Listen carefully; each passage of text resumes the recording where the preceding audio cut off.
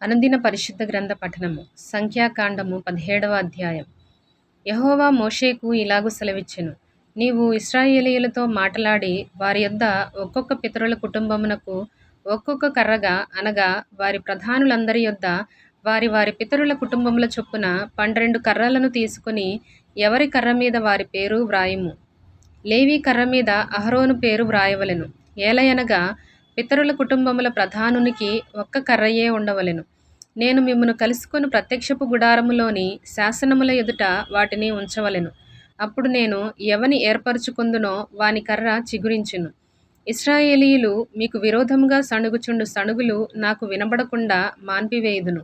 కాబట్టి మోషే ఇశ్రాయేలీయులతో చెప్పగా, వారి ప్రధానులందరూ తమ తమ పితరుల కుటుంబములలో ఒక్కొక్క ప్రధానునికి ఒక్కొక్క కర్ర చొప్పున 12 కర్రలను అతనికిచ్చిరి.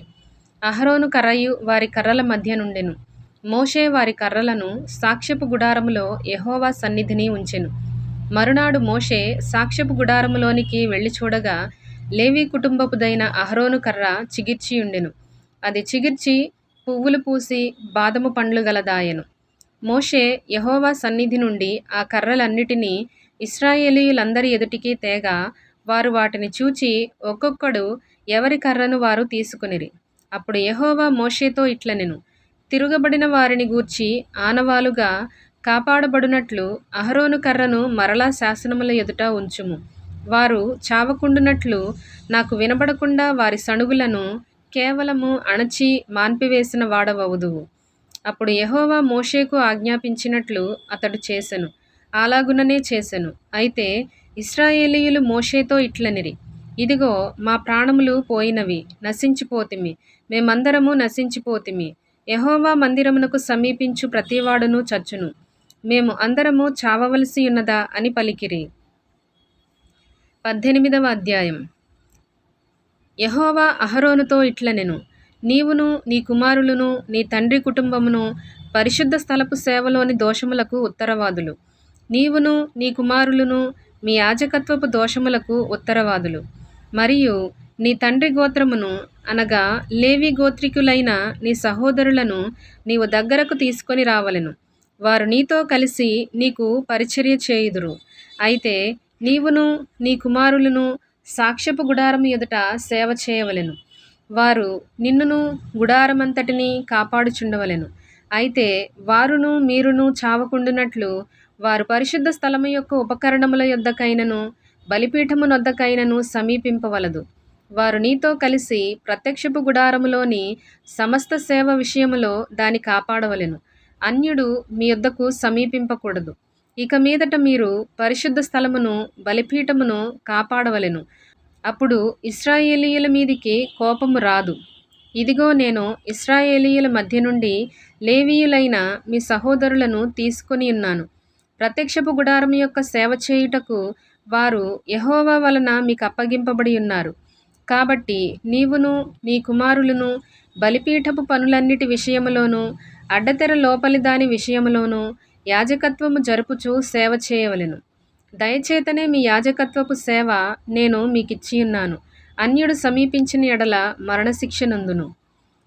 మరియు యెహోవా అహరోనుతో ఇట్లనెను. ఇదిగో, ఇశ్రాయేలీయులు ప్రతిష్ఠించు వాటన్నిటిలో నా ప్రతిష్ఠార్పణములను కాపాడు పని నీకిచ్చియున్నాను. అభిషేకమును బట్టి నిత్యమైన కట్టడ వలన నీకును నీ కుమారులకును నేనిచ్చియున్నాను.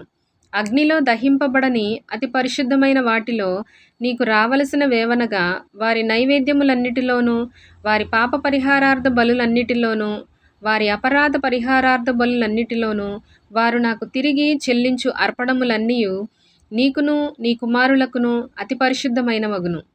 అతి పరిశుద్ధ స్థలములో మీరు వాటిని తినవలెను. ప్రతి మగవాడును దానిని తినవలెను. అది నీకు పరిశుద్ధముగా ఉండును. మరియు వారి దానములలో ప్రతిష్ఠింపబడినదియు ఇశ్రాయేలీయులు అల్లాడించు అర్పణములన్నీయు నీవగును. నీకును నీ కుమారులకును నీ కుమార్తెలకును నిత్యమైన కట్టడ వలన వాటినిచ్చితిని. నీ ఇంటిలోని పవిత్రులందరూ వాటిని తినవచ్చును. వారు యెహోవాకు అర్పించు వారి ప్రథమ ఫలములను, అనగా నూనెలో ప్రశస్తమైనదంతయు ద్రాక్షారస ధాన్యములలో ప్రశస్తమైనదంతయు నీకిచ్చితిని.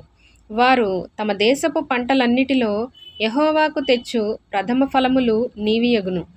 నీ ఇంటిలోని పవిత్రులందరూ వాటిని తినవచ్చును. ఇశ్రాయేలీయులలో మీదు కట్టబడిన ప్రతి వస్తువు నీదగును.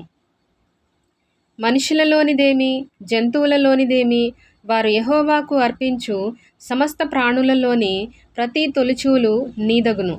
అయితే మనుష్యుని తొలిచూలు పిల్లను వెల ఇచ్చి విడిపింపవలెను.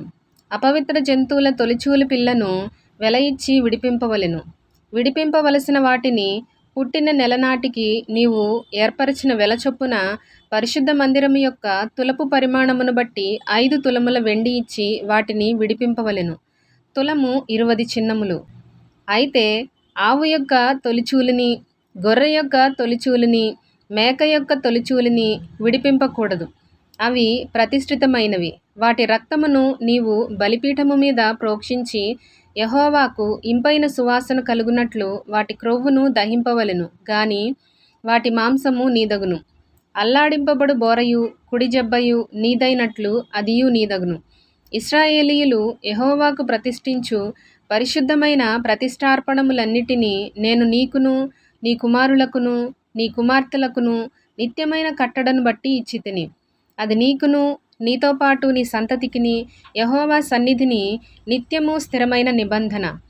మరియు యెహోవా అహరోనుతో ఇట్లనెను, వారి దేశములో నీకు స్వాస్థ్యము కలుగదు, వారి మధ్యను నీకు పాలు ఉండదు. ఇశ్రాయేలీయుల మధ్యను నీ పాలు, నీ స్వాస్థ్యము నేనే.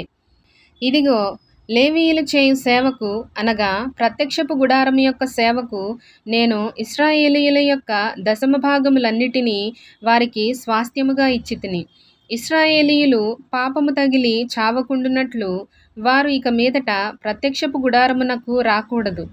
అయితే లేవీయులు ప్రత్యక్షపు గుడారం యొక్క సేవ చేసి వారి సేవలోని దోషములకు తామే ఉత్తరవాదులయ్యుందురు. ఇశ్రాయేలీయుల మధ్యను వారికి స్వాస్థ్యమేమీయూ ఉండదు. ఇది మీ తరతరములకు నిత్యమైన కట్టడ. అయితే ఇశ్రాయేలీయులు యెహోవాకు ప్రతిష్ఠార్పణముగా అర్పించు దశమ భాగములను నేను లేవీయులకు స్వాస్థ్యముగా ఇచ్చితిని. అందుచేతను వారు ఇశ్రాయేలీయుల మధ్యను స్వాస్థ్యము సంపాదింపకూడదని వారితో చెప్పితిని. మరియు యెహోవా మోషేకు ఇలాగు సెలవిచ్చెను, నీవు లేవీయులతో ఇట్లనుము, నేను ఇశ్రాయేలీయుల చేత మీకు స్వాస్థ్యముగా ఇప్పించిన దశమ భాగమును మీరు వారి యొద్ద పుచ్చుకొనున్నప్పుడు మీరు దానిలో అనగా ఆ దశమ భాగములో దశమ భాగమును యెహోవాకు ప్రతిష్ఠార్పణముగా చెల్లింపవలెను. మీకు వచ్చు ప్రతిష్ఠార్పణము కళ్ళపు పంట వలెను, ద్రాక్షల తొట్టి ఫలము వలెను ఎంచవలెను. అట్లు మీరు ఇశ్రాయేలీయుల యొద్ద పుచ్చుకొను మీ దశమ భాగములన్నిటిలో నుండి మీరు ప్రతిష్ఠార్పణమును యెహోవాకు చెల్లింపవలెను. దానిలో నుండి మీరు యెహోవాకు ప్రతిష్ఠించు అర్పణమును యాజకుడైన అహరోనుకు ఇయ్యవలెను. మీకియ్యబడు వాటన్నిటిలో ప్రశస్తమైన దానిలో నుండి యెహోవాకు ప్రతిష్ఠించు ప్రతి అర్పణమును అనగా దాని ప్రతిష్ఠిత భాగమును దానిలో నుండి ప్రతిష్ఠింపవలెను. మరియు నీవు వారితో, మీరు దానిలో నుండి ప్రశస్త భాగమును అర్పించిన తరువాత మిగిలినది కళ్ళపు వచ్చుబడి వలెను, ద్రాక్ష తొట్టి వచ్చుబడి వలెను లేవీయులదని ఎంచవలెను. మీరును మీ కుటుంబీకులను ఏ స్థలమందైనను దానిని తినవచ్చును. ఏలయనగా ప్రత్యక్షపు గుడారములో మీరు చేయు సేవకు అది మీకు జీతము. మీరు దానిలో నుండి ప్రశస్త భాగమును అర్పించిన తరువాత దానిని బట్టి పాపశిక్షను భరింపకుందురు. మీరు చావకుండునట్లు ఇశ్రాయేలీయుల ప్రతిష్ఠితమైన వాటిని అపవిత్రపరచకూడదని చెప్పుము.